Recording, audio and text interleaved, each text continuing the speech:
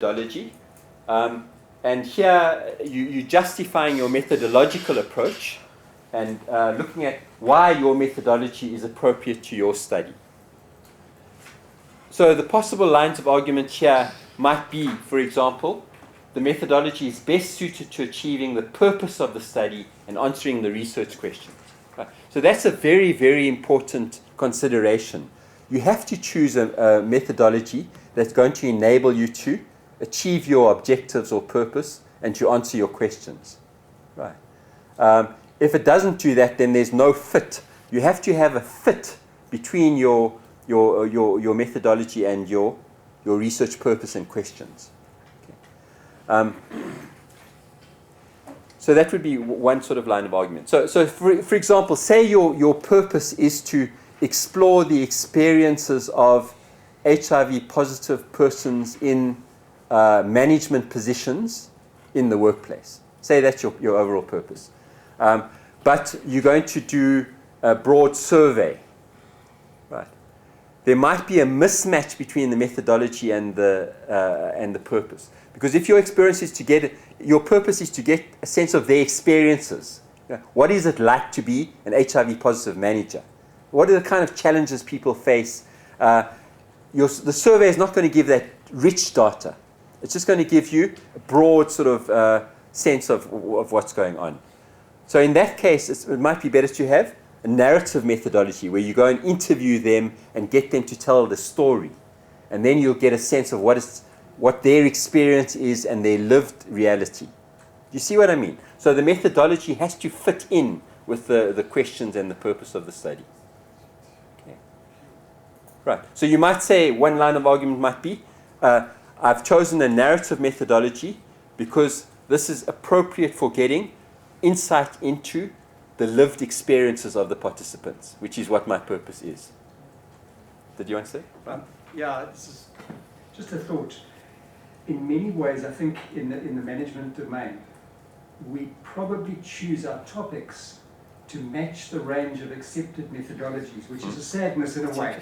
But I think there are a number that are unquestioned, survey, no problem. And so we tend to then select problems that are going to be answered best by those methodologies. And I think we perhaps are missing out on opportunities in terms of looking at some of the other ways of looking at the same problem. But I do think that many people will almost have a default sense of how they're going to do the research, yes, and then match the topic into that, rather than the other way around. Yes. That's an interesting point. Eh? Right, so, and you can see the problems with that, because it might stop you asking certain questions, and which might be valuable to the field. Okay. But again, we have to acknowledge that disciplines do constrain what we can and can't do, and we have to kind of fit our research into the conventions of that discipline. But sometimes there might be opportunities to push the boundaries a bit and challenge some of those things if you've got a flexible enough supervisor. Okay, right. Mixed methods approach, you were talking about that. So you don't necessarily have to opt only for qualitative or quantitative. You might use both if it's appropriate for your purpose and your questions. So, for example, there was a study in the Western Cape where the researchers were looking at the use of how libraries were involved in adult basic education. So they wanted to find out how many libraries were offering adult basic education to the communities. And so they did a survey. And they surveyed libraries in the Western Cape. But then they also did case studies. So they chose a few of those libraries and then went and interviewed them and observed to get a picture which gave them the real story of what was going on there. So it gave them both the breadth of the quantitative and the depth of the qualitative. So again, you need to decide what methodology is going to serve the purpose for your particular study. Okay. So let me just give you a few minutes there, and I'd like you just to fill in that section again on your paper. What's your argument for your methodology? So in other words, why are you choosing your particular about qualitative and quantitative methods? And what I was suggesting is that it's quite a good idea for yourself to try and develop a table where you you put in your table your research question in the first column, and then in the second column you'd have your sources of information. So by sources I mean who or what gives you the information, right? And then the third column is the method, that is how you're going to get the information. And then the fourth column would be your analysis. How will you analyze that information? Okay.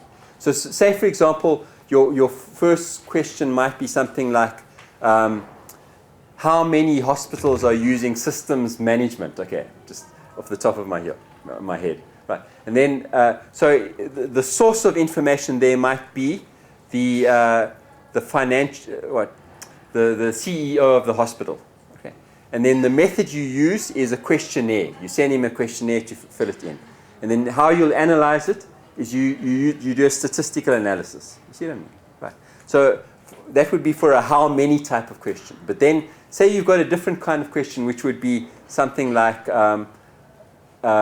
what is the experience of systems management in hospitals, or something like that. And then, so that's a more qualitative type of question. So then your source might be focus groups. Your source might be the executive members, and that your method would be a focus group where you get them to talk about the approach. And then how you analyze it is more thematic. You see what I mean? So it's useful to line up your questions with your sources, your methods, your data analysis. And then that will help you to create your argument for your methodology. Does that make sense to you? Does it make sense? Yeah. And even if you haven't done that yet, it's a really good idea, because then it will help you to work out, do I really need to do this method? And then you might see a gap. Right. So you've got the methods and sources to answer your first question, but when you look at the second question, you don't really see how you can answer it, because you haven't got the methods or sources. So then you'd have to adjust your plan. Okay. So that's just a suggestion. Yes? So can you repeat the columns of the table? Okay. What I'll do is I'm just going to quickly create a new slide just to show you what I mean.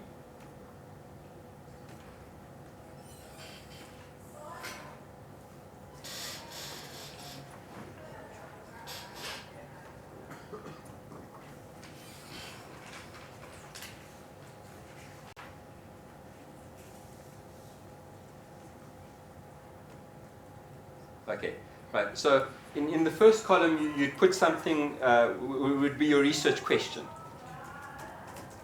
Okay, so then the second column would be your sources of information. So that means who or what's going to give you the information. Is it people? Is it documents? Is it situations that you observe? Or whatever it is. Okay, and then your third column would be the methods that you're going to use.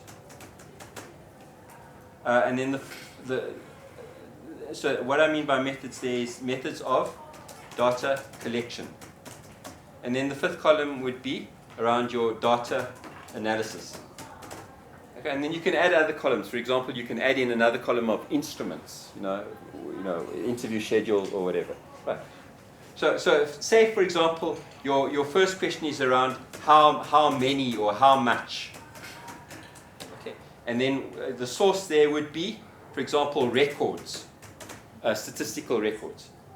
And then the method that you do there, you'd have to do some kind of document analysis, something like that.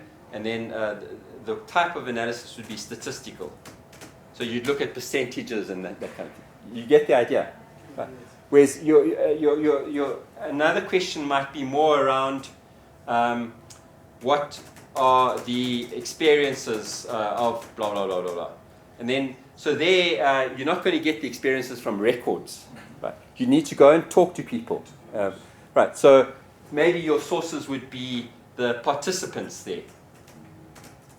And then maybe you decide, well, I'm going to use two methods there. I'll use interviews, but I'll also use focus groups. Right? Because interviews gives you the one-to-one contact, and focus gives you the interaction between people. And often they generate new ideas by talking to each other. Right, so the focus groups might be a useful method for getting those experiences. And then you're not going to do a statistical analysis there, because you really want to find out the experiences. So you might do a thematic analysis.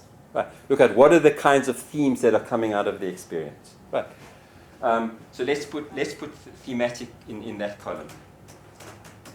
Right, so now do you see how we're creating a coherence across the research design? You're saying that these are my questions, this is who's going to give me the information, or what's going to give me the information, this is how I'm going to get the information from the methods, and this is how I will analyze the data. And then that creates a good argument for your methodology. Right, so my methods and my approach suits my questions. There's a fit, and that's why I'm choosing this, because there's this closeness of fit between the design and the questions and the purpose of the research. Does that make sense?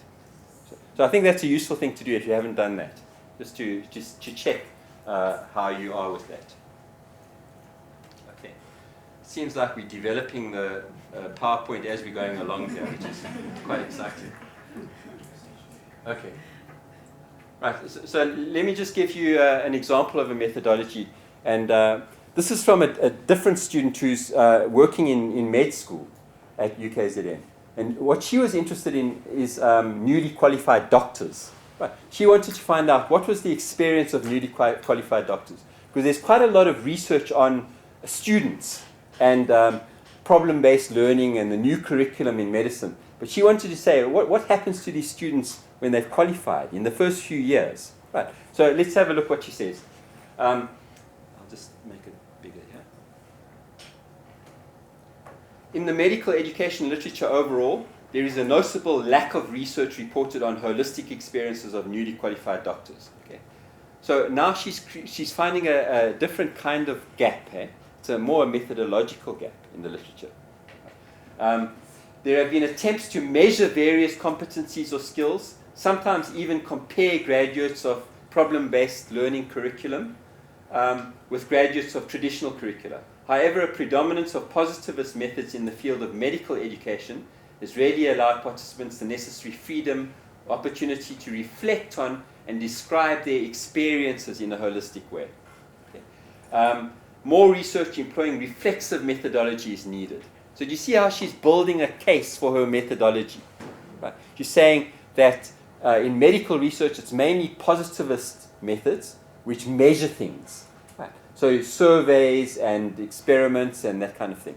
Now, that doesn't help you to get the holistic experience of people. So in order to do that, you have to use what she's calling reflexive methodology. So that's more like interviews, getting people to write journals and things like that, where you can see their thinking and where they can reflect on their own experiences. So that's the way she's building her methodological argument. So this is what's been done.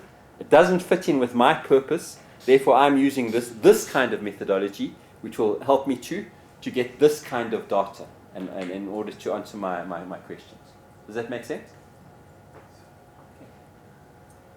Right, so if you're thinking about the argument for your methodology, can you see what kind of argument you might make? Right. One of the limitations of some theses and dissertations is that in that chapter of methodology, people describe the methodology.